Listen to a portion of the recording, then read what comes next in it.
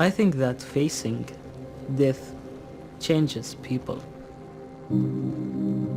which is what happened with me.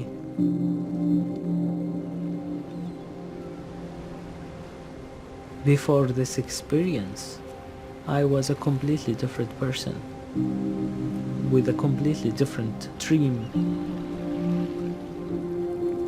My last dream, which was to treat cancer, and right now my dream of changing the world in another way.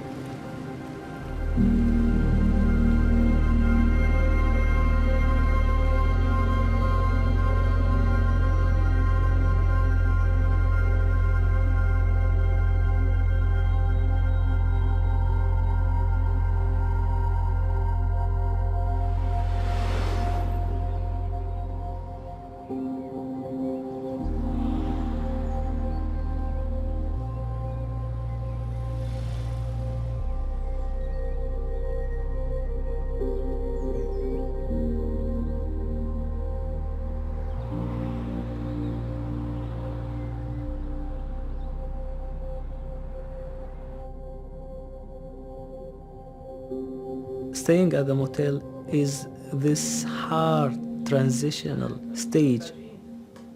You are homesick, and you are also thinking about remaining family members overseas, living under horrendous circumstances. I try my best to introduce the new reality. I try my best to ease the impact of their resettlement process as refugees, as someone who didn't choose to come here, as someone who had to come here. Hi, my name is Mohammed from Immigrant Services Society of British Columbia, ISS of BC, contacting you regarding your place on Craigslist. You're looking at the 2-bedroom or the 3-bedroom? Well, Two bedroom. 2 bedroom? Okay. The 2-bedroom. The 2 bedroom, yeah. How many people you have? A family of 5 people with 3 small kids. Yeah, that's too many. That is too many. عم لك كتير. That's too many. خلاص Yeah. كتير. Um, Too many. Thank you. واللي صغار. I am with my client right now, so I'm helping him.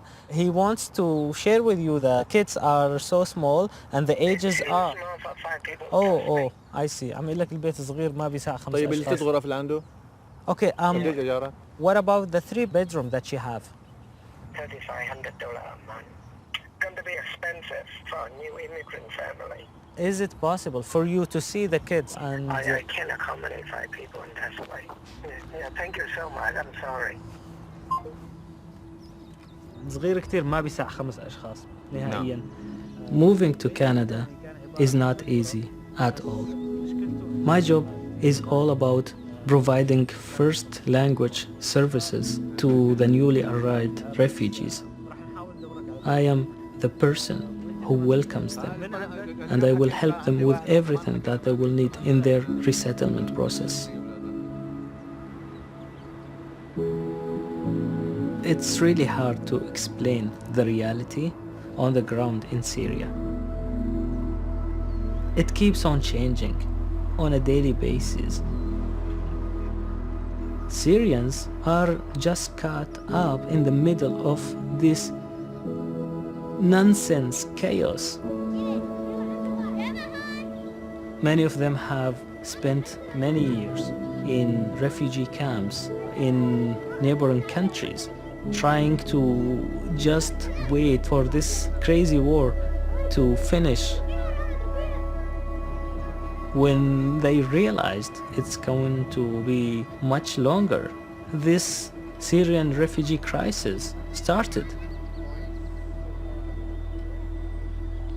شو بدي لك هاي المرحلة الانتقالية هاي يا أستاذي أنا جيت مثلك أبدا نهائيا نفس المركز الاستقبال كان عندي مستشار وقعت نفس الأوراق اللي وقعتهم أنت حضرت نفس المحاضرات كنت عم دور على بيت يعني اللي عدى علينا هلا أنت معدي عليك سابقا 100% نفسه واحدة أنا ما بشجعك إنه تروح تنزل على الشغل مباشرة لا نهائيا بخلص لغة دخيل ربك لا بخلص لغة تركيزك الإنجليزي وحياتكم بدها تبلش اعتبارا من بكرة. من بكرة بدنا نباشر بقى إن شاء الله حياة جديدة بإذن الله.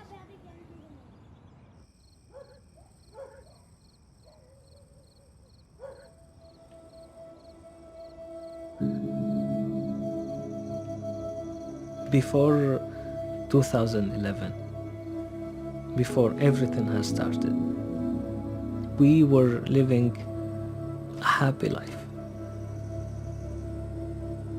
I was born in Al-Hasaka, Syria, a very peaceful city, a city of so many languages, ethnic components, religious components, with the idea and the notion of accepting others.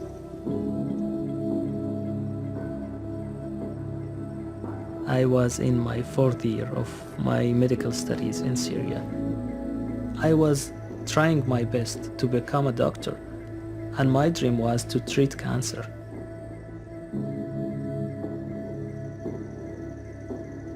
My generation was dreaming of having freedom, having some basic things that the average Canadian would not think about.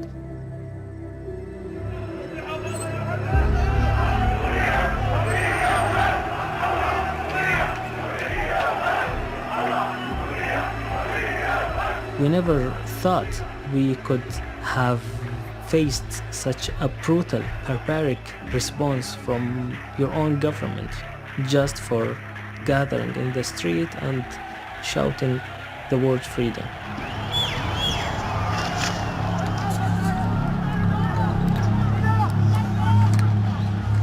We were just standing there and surprisingly, they started shooting. And people started falling. At that point, everyone started running. Everyone who have survived it started running, and some people were just on the ground, covered with blood.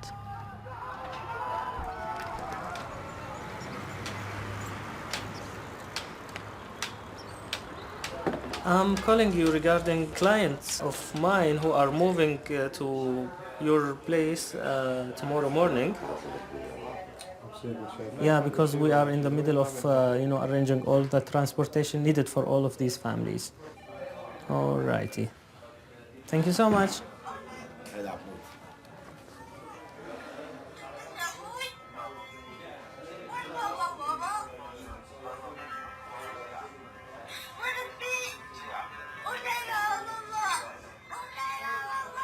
For Syrians, it is so normal to open your Facebook and see the death of your friend on social media. It's something that is really hard and that is really difficult to accept, to absorb, and to even think about.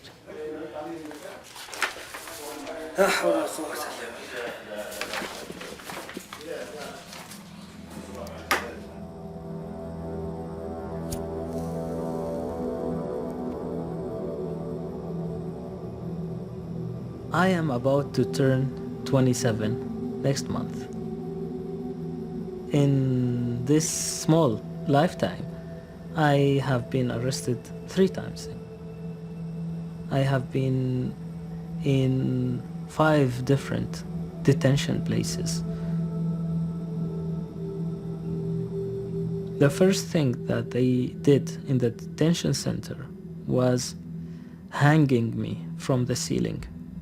They had handcuffs on my hands like this, and they had a chain coming down from the ceiling, and they have hooked the chain to my hands like this, and they kept me like this for 3 days.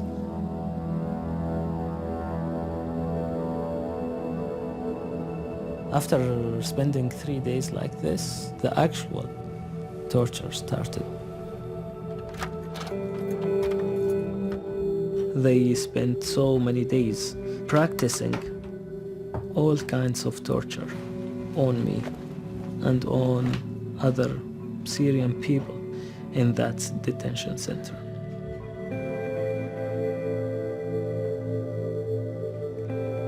I can never forget this old man who was sleeping next to me. He used to say, "You see all of this? One day, all of this will be just a story that you will be telling to other people."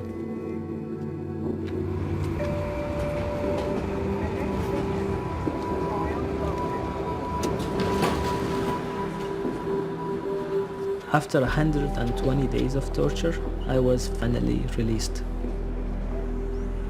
I was finally able to see sunlight again. The only thing that I wanted to do is talk to my family.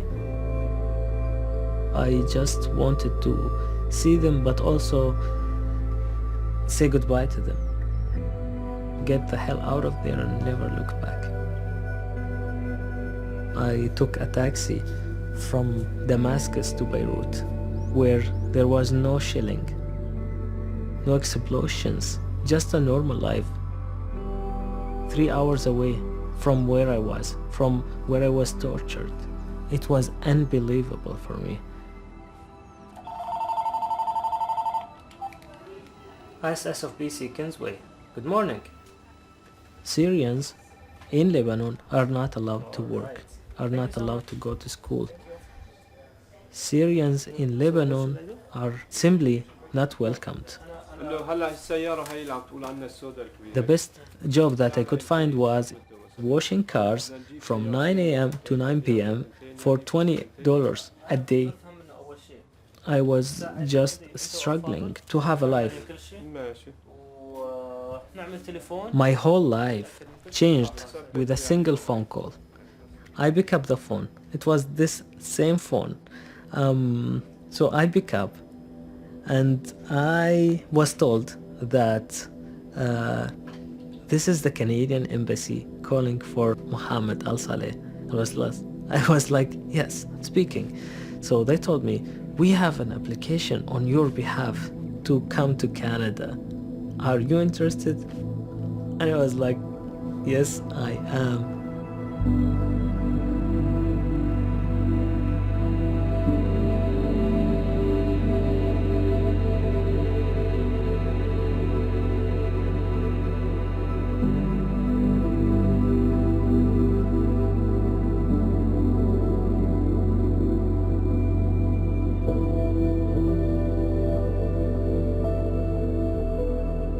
Each Syrian family is thinking about someone who's left behind.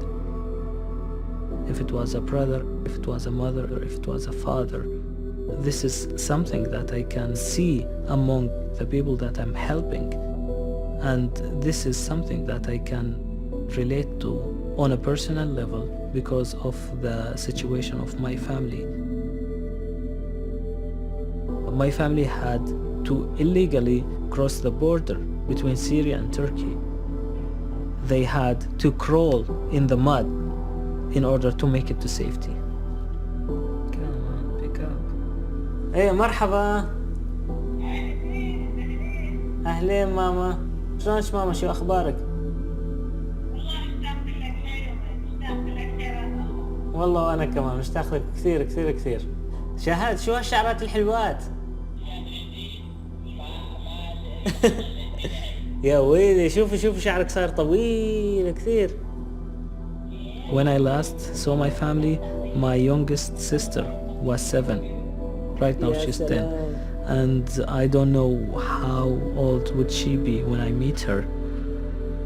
It's really hard to know that you might not be able to meet them. شوفي شعراتي شوفي شعراتي شلون عم تتعلموا تركي؟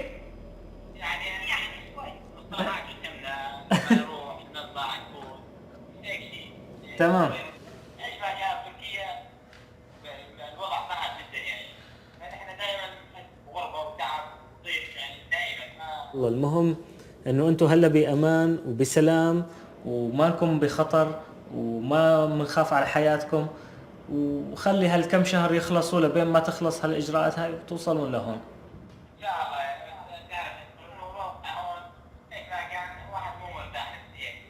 نعم نعم، إن شاء الله قريبا نجتمع كلياتنا مع بعض هون بكندا.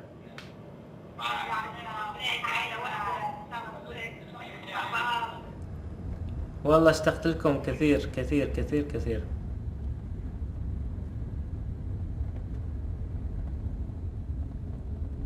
In order for people to get settled and to feel like home, I think the only missing part is time. They just need time. السلام عليكم. سلام. يلا يا حياك. سلمان. الحبيب. يلا شلونك؟ اهلا وسهلا منزلنا الجديد. على عيني يا سيدي، ألف ألف مبروك، بيت جميل جدا. الله يسلمك، اهلا وسهلا فيكم. My first client was a family of 13 people who have just came to Canada. عظيم جدا والله. أحسن شيء سويت إنه أخذت البيت هذا، قبلت بهذا العرض. أنا بتلعب بتنط فطابيل.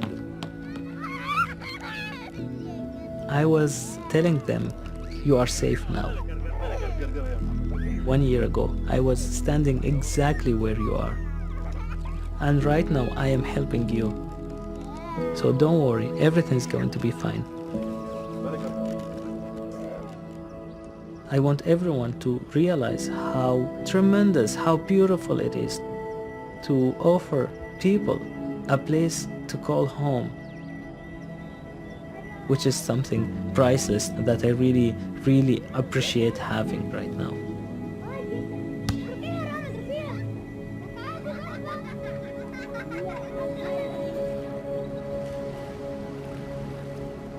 It's heartbreaking to see the country that you grew up in get destroyed.